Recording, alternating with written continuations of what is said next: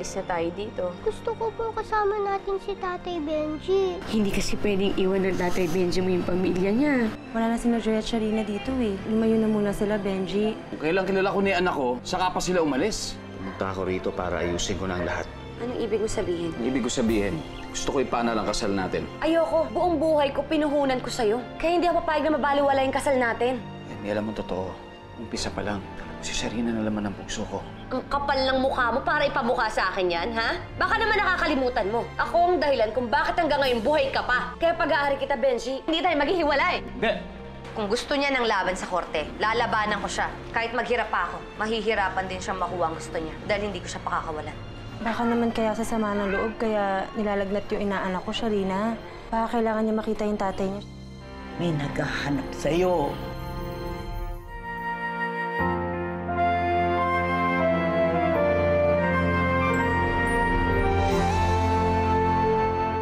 Sharina.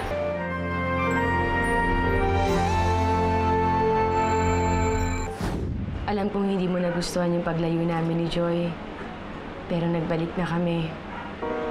Kasi hinahanap ka niya. Kamusta na yung anak ko? Inaalagaan siya ni Desa. May sakit kasi si Joy eh. Na-realize ko nung umuwi kami sa probinsya. Naging matamlay yung bata. At hinahanap-hanap ka niya. Sharina, kailangan din ako ng anak ko. Bibigay ko ang karapatan mo. Pero gusto ko sana maging maayos ang lahat. Gusto ko i-schedule natin. Siguro kapag weekdays, sa'yo siya pero iuwi mo sa akin paggabi ha. Tapos sa akin naman kapag weekends. Kasi hindi ko kaya mawalay sa anak ko eh. Pero siguro, kailangan ko ibigay yung karapatan mo at kailangan ko din kasi maghanap ng trabaho. Hindi naman kailangan magtrabaho eh. Pwede ako magtrabaho para sa inyo. Hindi na, Benji. Yung obligasyon mo na lang kay Joy yung gawin mo, pero hindi na yung sa akin. Pero hindi naman kita inobliga kung gusto mo lang. Kaya Sharina, gusto ko yung balita kasi sa'yo. Sabi, Benji, kung ipipilit mo na naman yung sa ating dalawa, alam mo naman ang sagot ko dyan, hindi pa? Ang pinunta ko dito, si Joy, yung anak natin. Yun lang.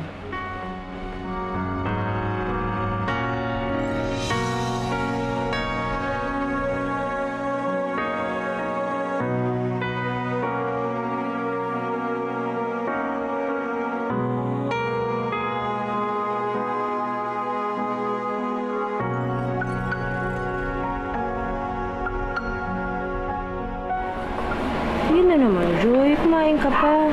Paano ka gagaling yan? Gusto ko po talaga ako, Ninang.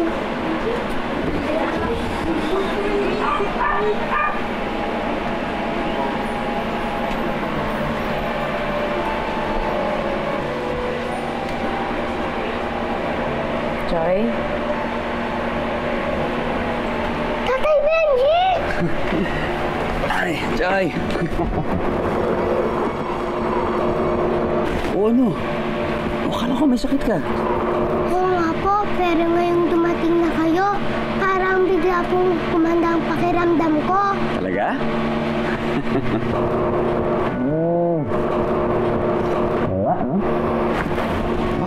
Baka mapinat ka, Joy.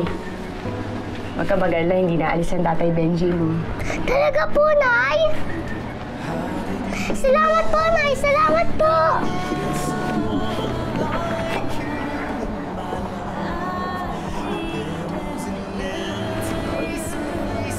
Tagal nun ah. Ba't ako maiksi lang? Halika nga.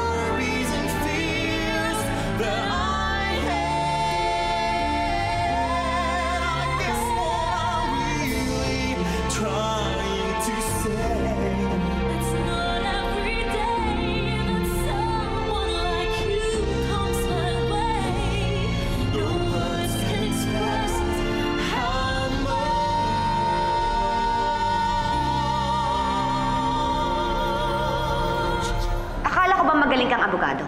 Bakit natalo yung kaso? Sayang lang pala yung binabayad ko sa'yo eh. Hindi ko hawak ang desisyon ng court. Ginawa ko naman lahat to defend you. I'm really very sorry, miss. Miss? Ano? Hoy, ako si Mrs. Castor. Pero yun ho unlawfully correct na i-address sa inyo. Ngayong anal na ang kasal ninyo ni Mr. Castor. Pwede ba? Wala akong pakialam sa batas-batas na pinagsasabi mo. Para sa akin, asawa ko pa rin si Benji. At ako si Mrs. Castor. Pwede ba umalis ka na nga lang sa harap ko? Wala kang silbi!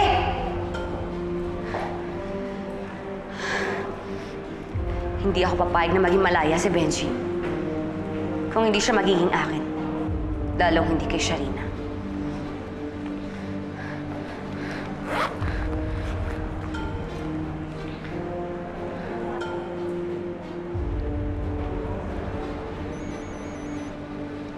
Gimo, kailangan ko ng tao mo. Meron ako ipapagawa sa kanila.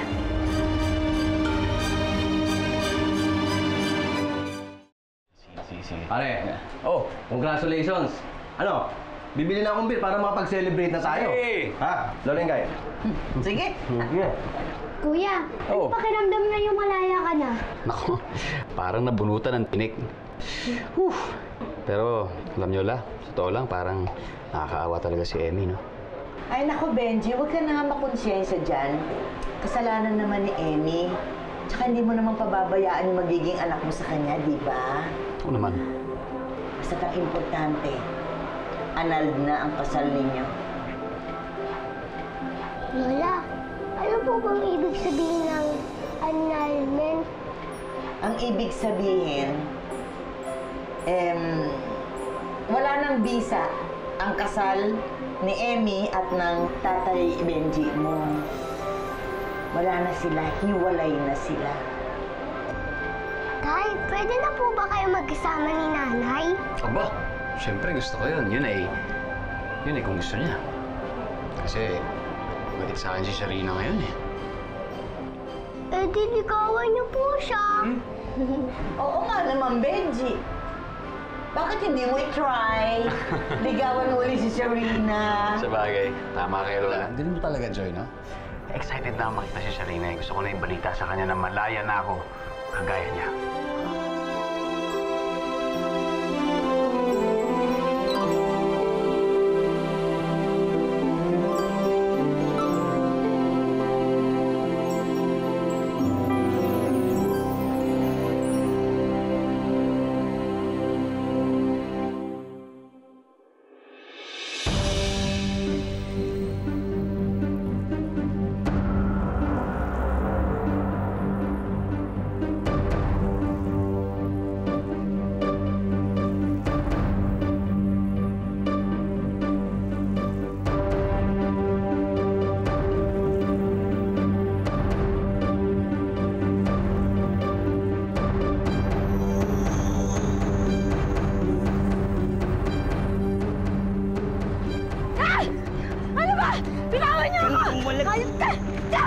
Sumama ka na sa amin.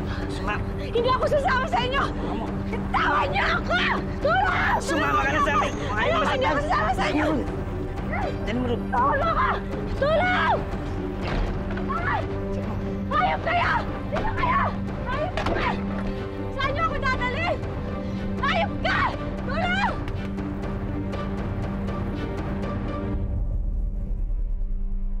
Halika. Joy, waka muna. Yeah. Sana matuwa ang nanay mo sa ibabalita ko sa kanya. Sana nga po, Tay. Sana rin mabuo na ang pamilya natin. Kung mag-aalala, Joy, basta gagawin ko lahat. Gagawin ko lahat para sa iyo, Insa. Tapos, kapag pumayag na siya makipagbalikan sa akin, makakasalan ko siya ulit. Kahit ilang beses, kahit ilang ulit. Huwag ka mag-alala. Hindi ko na pakakawalan ng nanay mo, ha? Benji? Tessa, sensya na. Medyo na-late ang hatid ko kay Joy, ha? Oh, Sharina. Yun nga, Benji. Hindi pa siya umuwi. Hindi pa? Bakit? Di ba alas 5 ang off niya? O alas 8 na? Hindi ko nga alam eh.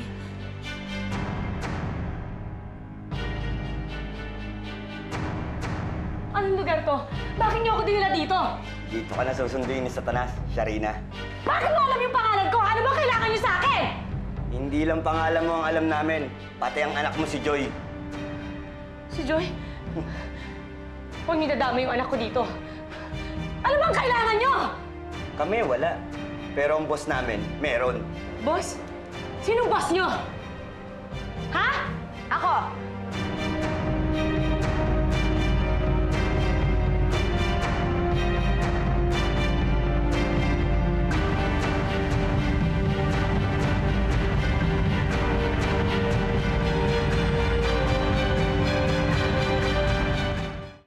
O sige ho, salamat.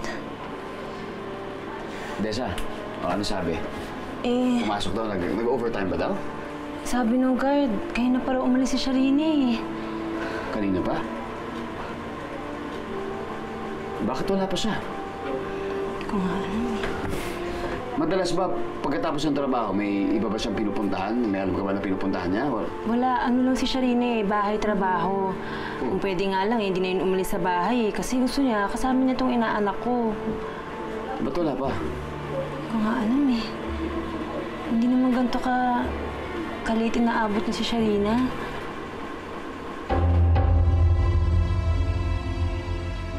Kumusta ka na, Sharina? Kumusta na ang babaeng mga agaw ng asawa na may asawa? Mahaba ng listahan ng atraso mo sa akin. Kaya oras na ng paniningil ngayon, Sharina. Atraso? Kahit kailan wala akong naging atraso sa'yo. Kung tutuusin nga, mas marami ka pang atraso sa akin eh. Pati anak ko, binadukot mo! Pakialamera ka kasi. Binalaan na kita, di ba? Sabi ko sa'yo, layuan mo na si Benji. Pero anong ginawa mo? Ayaw mo siyang tantanan. Ilang beses ko ba kailangan sabihin sa'yo? Wala na kami relasyon ni Benji! Pati anak ko dinadamay mo! Pakawalan mo ako dito. Kung di pupunta ako sa mga pulis, isusumbong kita, magsasampa ako ng kaso laban sa'yo! Kagaya ng pagsulsul mo sa asawa ko, ha? Ano sinasabi mo? Sharina, huwag ka nang magmaang-maangan pa. Alam kong ikaw ang kumumbinsi kay Benji na ipaanalang kasal namin. Anong oras na, ha? Wala pa siya. Tay, bakit wala pa po si nanay? Baka na paano na si nanay, tay? Joy, wala mangyayari sa nanay mo, ha? Matulog ka na lang ulit. Sige na. Para pagising mo, nandito na siya. Okay?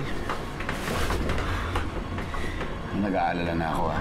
Kamay ko na paano na siya, eh. Benji, ngayon na late ng ganito si Sharina.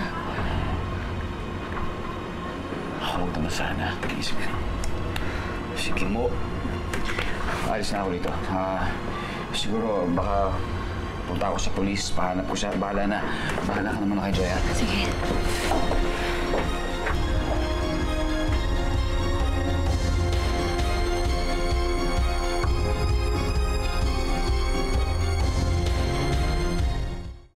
Kinausap ko na yung mga polis. Sabi nila, mag-aantay daw sila ng isang buong araw para kumpirmahin talaga na nawawala si Sharina. Ano ba naman itong nangyayari sa atin? Bakit ang daming nawawala?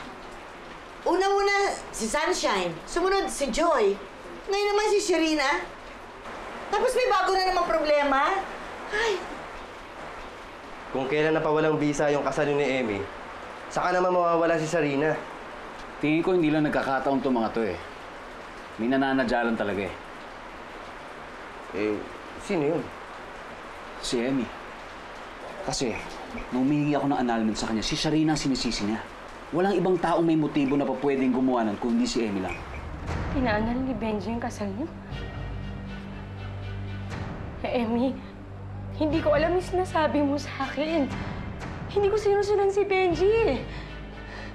Kaya pakawalan mo na ako dito. Sinungaling! Sharina, alam ko ang bawat kilos at galaw ni Benji, pati ang paghinga niya. Alam kong ginawa niya yon para sa'yo. Ang hindi ko lang maintindihan, kahit ano pang gawin ko, kahit magsirko pa ata ako sa perya, ikaw pa rin ang mahal niya. Pero nilunok ko lahat yon. Tinanggap ko yun kahit masakit. Ang importante, nakatali na siya sa akin. Pero dahil na rin sa'yo, gusto niya nang kumalas. Sa tingin mo ba, basta-basta na lang ako papayag, ha? Hindi. Hadlang ka sa amin ni Benji simula pa noon. Kaya ako natatapos sa'yo. Steady. Anong gagawin niyo sa akin? Boy, Emmy! kayo nang bahala dyan. Pakawalan niyo ako dito! Ayoko! Bitawan niyo ako! Ayun kayo! Emmy! Ayun kayo!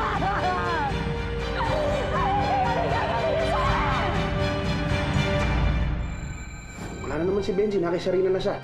Pwede na tayo magsama. Mahal naman kita eh. Si Benji lang gusto ko. Siya lang at wala nang iba. Niwala ka sa kalikingan ni Benji. Pagkatapos ng lahat ng ginawa ko sa'yo, ito gaganti mo sa akin. Kung may kasalanan ako sa'yo, huwag mo na idadamay si Sarina. Siya ang dulo nito! Kung hindi dahil sa pagmamahal ko sa babae yan, hindi na wala lahat sa akin! Hanggang dito na lang ang buhay niyo! Paano yung anak ko? May anak din ako, di ba? Yung anak niyo, mawawala ng magulang! Nasaan sila, Benji? Hindi mo na sila maliligtas. Pindutin mo na yan, bossing! Wag! Wag! Hindi mo to! Benji!